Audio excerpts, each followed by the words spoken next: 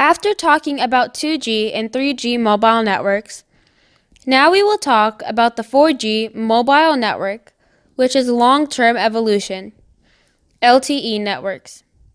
We can see the high-level LTE architecture. There are three main components in the LTE architecture: the user equipment, UE, the evolved radio networks, and the evolved packet core, EPC. The evolved UMTS terrestrial radio access network, EUTRON, and LTE networks handles the EPC's radio communications with the mobile. So EUTRON is a replacement for the 3G UTRON. The evolved packet core, EPC, is a replacement for the packet switch domain of UMTS. But in LTE, there is no equivalent to the circuit switch domain. This is why LTE networks are called an all-IP mobile networks, which allows LTE to be optimized for handling data traffic. The evolved packet core routes packets using the Internet Protocol, IP, and supports devices that are using IP version 4, IP version 6, or dual stack IP version 4 and 6. In addition, the EPC provides users with always-on connectivity to the outside world by setting up a basic IB connection for a device when it switches on and maintaining that connection until it switches off.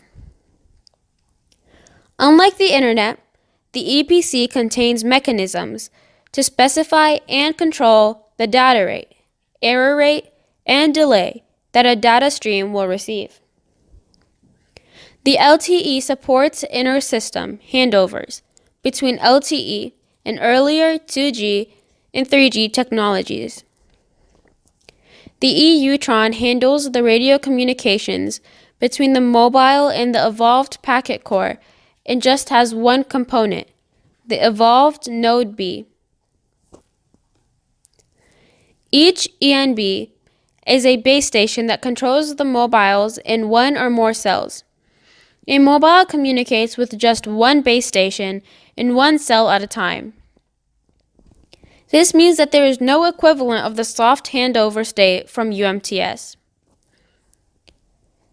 The eNode B combines the earlier functions of the Node B and the radio network controller. This has the benefit of reducing the latency for handling mobile user traffic in LTE when compared to 3G mobile networks. Each eNode B is connected to the EPC by means of the S1 interface. And eNode B can also be connected to nearby base stations by the X2 interface, which is mainly used for signaling and packet forwarding during handover. The Packet Data Network Gateway, PGW, is the EPC's point of contact with the outside world. The Internet or the IP multimedia subsystem. The Serving Gateway, SGW, acts as a high-level router and forwards data between the base station and the PDN gateway. The Mobility Management Entity, MME, plays an important role in LTE EPC architecture. The MME is the main signaling node in the EPC. The MME is responsible for initiating paging and authentication of the mobile device. The MME retains location information at the tracking area level for each user and then selects the appropriate gateway during the initial registration process. The S1 interface between the eNode B and the EPC has two components. The S1U interface carries traffic for the serving gateway, while the S1 MME interface carries signaling messages for the MME. The Home Subscriber Server, HSS, which is a central database that contains information about all the network operator subscribers. The HSS is one of the few components of LTE that has been carried forward from UMTS. Thank you.